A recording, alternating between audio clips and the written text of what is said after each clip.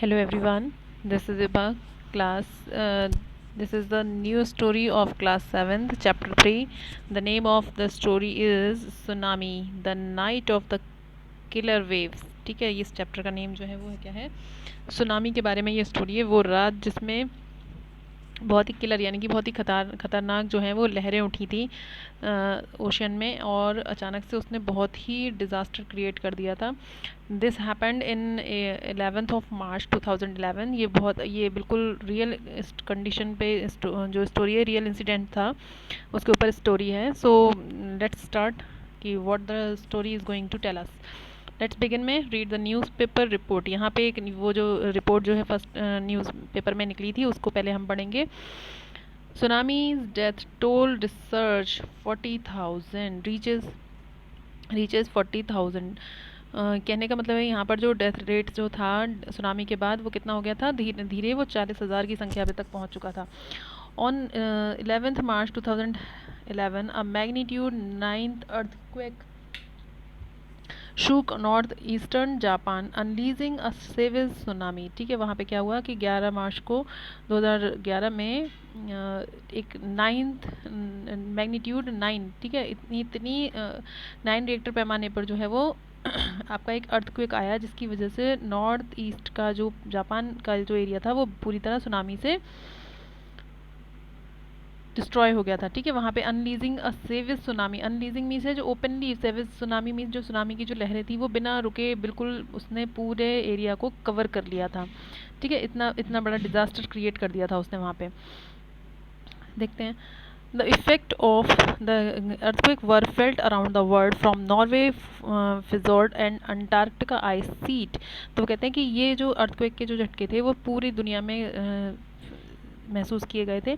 The debris from the tsunami has continued to wash up the North America beaches years later. वो कह रहे हैं कि वहाँ पर जो उसके जो मतलब डेब्रिश मीन्स होता है मलबा, जो इकट्ठा हुआ था उस सुनामी के बाद, वो काफ़ी टाइम तक नॉर्थ अमेरिका के बीचेस पर आता रहता, वॉश अप हो के आता रहता बह बह के। ठीक है, the resident of Japan are still recovering from the disaster. A reconstruction agency in Japan state that as of February 2017 50,000 evacuees were still living in temporary houses. वो कह रहे हैं इसके बाद भी, ये जो डिज़ास्टर हुआ था इसके बाद जो जापान है वहाँ पर 2017 तक, मतलब it is a long span, after 11 it is a 6 year span, still the people were facing a lot of this disaster. जो ये वहाँ पर रहने वाले थे जो बच गए थे, मतलब इवैक्यूज मीन्स होता है जो बचे हुए लोग थे, जो मतलब इस डिज़ास्टर के बाद जो लोग बच गए थे वो लोग मुश्किल से, वो कह रहे अभी भी 50,000 से ज़्यादा लोग ऐसे हैं जो अभी भी टेम्परेरी हाउसेज में रहते हैं, वो दोबारा से अपने आप को बिल्डअप नहीं कर पाए हैं। More than 120,000 buildings were destroyed. वहाँ पे लगभग 120,000 बिल्डिंग्स जो थी वो डिस्ट्रॉय हुई थी। 278,100 वर हाफ डिस्ट्रॉयड। जो कुछ घर थे वो हाफ डिस्ट्रॉय हुए थे। 726,000 वर पार्शियली डिस्ट्रॉयड, जो कि थोड़े बहुत हल्का फुल्का उनको नुकसान हुआ था। And agency said the financial damage from the disaster is estimated to be about $199 billion according to the Japanese government। और वहाँ जो फाइनेंशियल मतलब जो रुपए पैसे की जो हानि हुई थी, जो प्रॉपर्टीज़ की जो हानि हुई थी, मनी की, वो हुई थी approximately $199 billion according to the Japanese government, making it is the costliest natural disaster in the world history. ये अब तक का दुनिया का सबसे बड़ा डिज़ास्टर माना गया है दुनिया के इतिहास में, जिसमें इतना ज़्यादा नुकसान हुआ था। ठीक है, do you know what tsunami is. वो कह आपसे क्वेश्चन पूछ रहे हैं कि आप जानते हैं एक्चुअल में सुनामी क्या होती है। How did it derives its name, इसको ऐसा नेम क्यों दिया गया। How can the tsunami be predict discuss in pair. वो कह रहे हैं आप क्या जानते हो सुनामी क्या है, एक्चुअल में ये नेम उसको क्यों दिया गया है, और सुनामी जो है वो कैसे प्रिडिक्ट की जा सकती है, पहले से उसका अंदाज़ा कैसे लगाया जा सकता है। ठीक है, सुनामी जो है क्लास आप अच्छी तरह जानते हो, जो सी वेव्स होती हैं वो बहुत गहराई से उनमें जो एक ज़र्क क्रिएट होता है, और वो ऊपर तक हाई लेवल तक जो उसकी वेव्स जाती हैं वो सब कुछ बहा के अपने साथ ले जाते हैं। It is called tsunami. ठीक है, तो आप इसके ऊपर डिस्कस करेंगे अपने फ्रेंड्स से। Let's read about the story, what is going on, read us. Japanese was hit by the enormous earthquake, यहाँ से हम स्टार्ट कर रहे हैं, enormous earthquake on March 11 2009 11 that triggers a deadly 23 foot tsunami in the northern part of the country। वो कह रहे हैं कि ये जो 11 मार्च 2011 की बात है, जब एक स्टार्ट हुआ था, ये सुनामी जो है वो स्टार्ट हुआ 23 फुट की ऊंचाई पर in the northern part of the country, जो उत्तरी क्षेत्र है हमारे देश का, उस तरफ से ये वेव्स उठना शुरू हुई। The giant waves indulged cities and rural areas, जो इसकी खतरनाक जो वेव्स उठी थी, उन्होंने पूरे रूरल गांव क्षेत्रों को और सिटीज़ को अपने साथ sweeping aways car, homes, buildings, trains and boats, leaving the path of the death and devastation. इसने सारी कारों को, गाड़ियों को, बंगलों, बिल्डिंग्स को, सबको अपने साथ ये बहा कर ले गया था, और इसने सिर्फ वहाँ पे डेथ और डिवास्टेशन, मतलब जितना भी डिस्ट्रक्शन था वो सब कुछ वहाँ छोड़ दिया था अपने पीछे। 10,000 of the people were evacuated, उसमें 10,000 लोग ऐसे थे जो घर उनका जो घर से दूर हो गए थे, मतलब बच नहीं पाए थे, from the home due to the explosion of the Fukushima Daiichi nuclear power station. वो कह रहे हैं, और कुछ लोग, बहुत सारे लोग ऐसे थे जो वहाँ से फुकुशिमा डेची न्यूक्लियर पावर से स्टेशन से जो एक्सप्लोजन हुआ था, वहाँ से जो मतलब परमाणु वाली चीज़ें जो रिस कर जो वो बहने लगी, उसकी वजह से भी बहुत सारे लोग डिज़ास्टर के उसमें फंस गए थे, जाल में आ गए थे। ठीक है,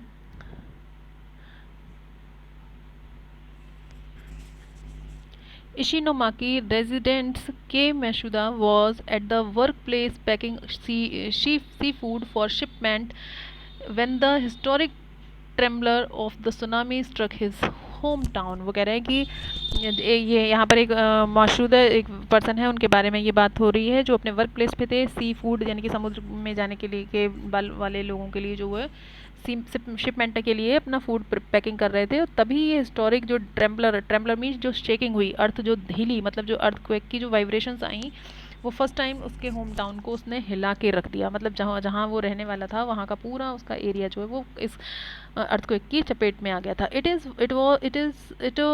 was easy for him to anticipate by the force of the jolt that tsunami would soon follow when he saw the waves a few hundred meters away। वो कहता है कि वो इमेजिन तो कर पा रहा था कि बहुत दूर से ही उसने जब देखा था कि ये जॉल्ट जो सुनामी का आ रहा है बहुत जल्दी हमें फॉलो कर लेगा और बहुत कुछ हमारा नुकसान होने वाला है। When he saw the waves a few 100 metres away, जबकि उसने बहुत कुछ हजार मतलब सैकड़ों मीटर दूर से ही वो वेव्स इतनी हाई थी कि वो दिखाई देने लग गई थी, और ऐसा लग रहा था कि कुछ बहुत ही खतरनाक यहाँ पर हैपनिंग होने वाली है। ही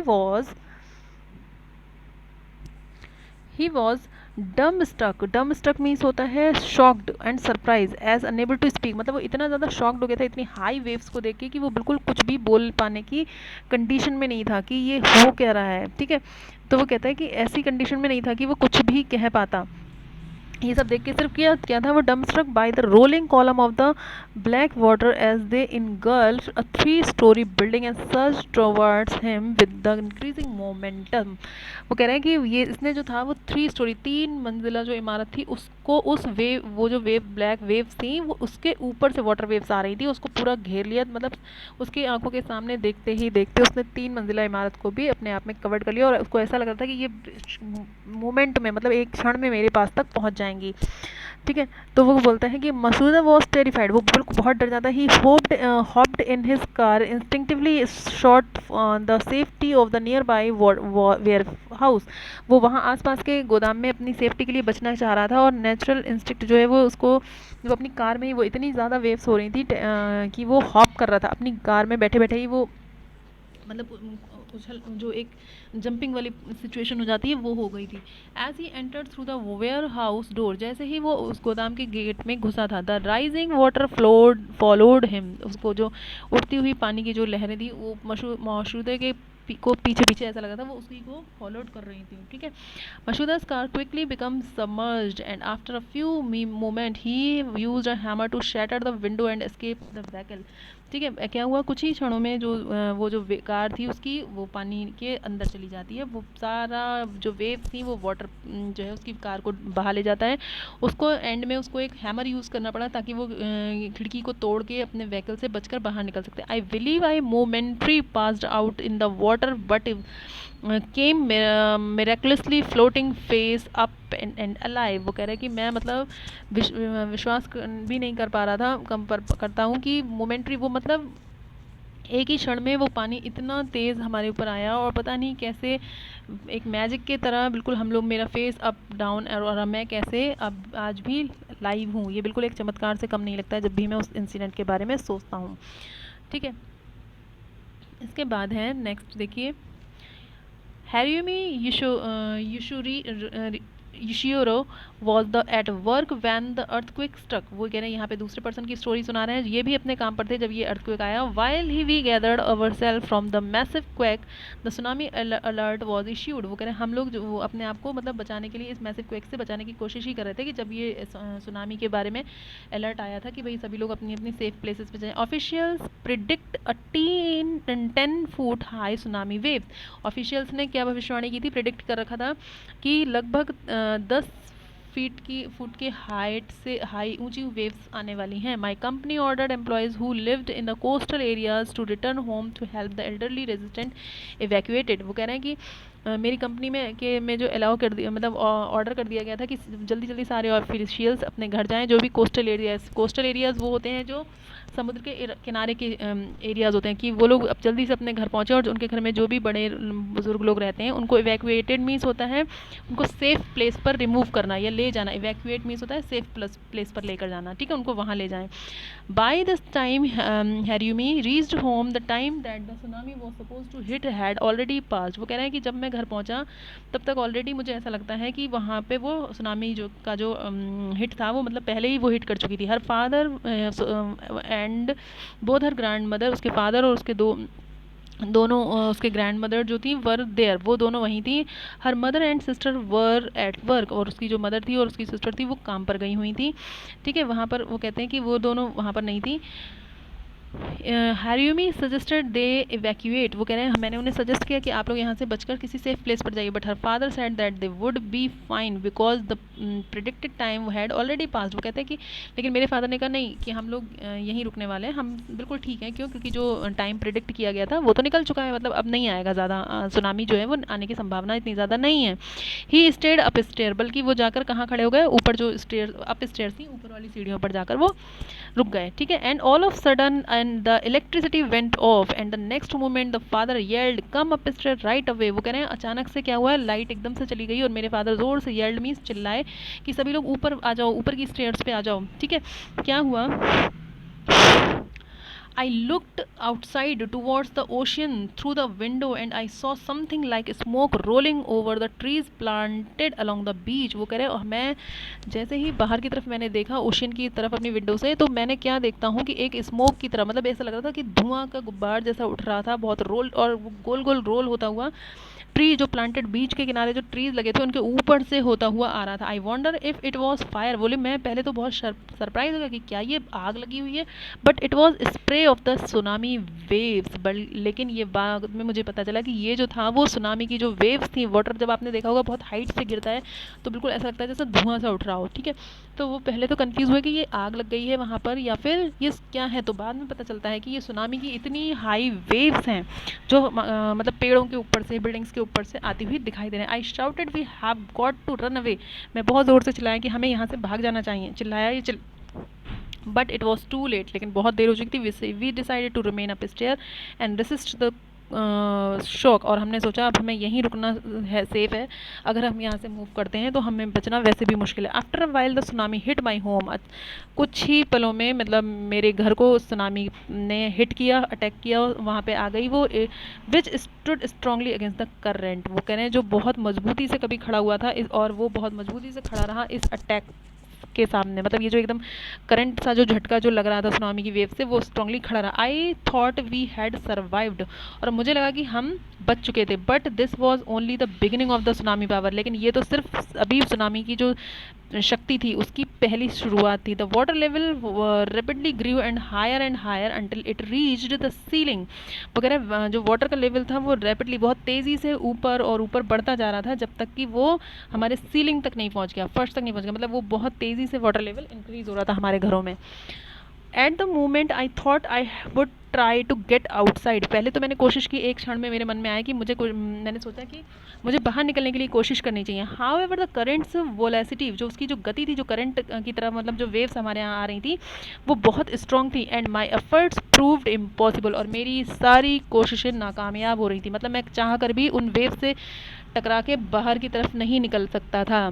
ठीक है, वो कहता है कि I struggle not being able to breath, बल्कि मुझे ऐसा लग रहा था कि मुझे सांस लेने में भी हमें दिक्कत होने लगी थी, वो वाटर लेवल इतना हो गया था। The next moment which a cracking sound my house and destroyed, वो कह रहे हैं और अगली ही क्षण जो एक क्रैकिंग टूटने की आवाज़ आई वो सिर्फ मेरा घर था, दैट वॉज डिस्ट्रॉयड, जो पूरी तरह नष्ट हो चुका था। And an insanely violent current pulled me out like water down a drain, और एक बहुत ही तेज़ ही ऐसा लगा जैसे वायलेंट एक हिंसक करंट सा झटका आया, और एक ही झोंके में मैं पानी के साथ बिल्कुल ऐसे बह गया जैसे कहीं से किसी ने ज़ोर से ड्रेन में, नाली में पानी छोड़ दिया, उसी के साथ में बह के चला गया या चली गई। ठीक है, Harumi was one of the lucky survivors who was united with her father, mother and sister, but had lost her grandmother in the devastation.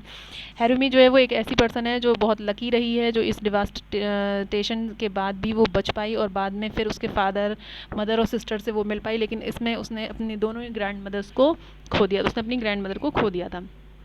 ठीक है, तोरू वॉज वर्किंग, अब यहाँ पर आपके सामने वो नेक्स्ट किसी पर्सन के बारे में एक्सप्लेन करने जा रहे हैं। ठीक है, जो लोग भी ये यहाँ पर हम जो स्टोरीज बताई जा रही है, ये वो लोग हैं जिन्होंने उन सुनामी के अटैक्स को फेस किया और उसके बाद भी वो सेव हो गए। तो बाद में उन्होंने फुल इंसिडेंट अपनी आंखों से देखा हुआ, जो भी इंसिडेंट उनके सामने हुआ था, जो इतना बड़ा ये जो नेचुरल डिज़ास्टर हुआ था उसके बारे में उन्होंने मतलब अपनी कहानियाँ जो सुनाई हैं उसको कंपाइल करके ऑथर ने यहाँ स्टोरी के रूप में आपके सामने प्रेजेंट किया हुआ है।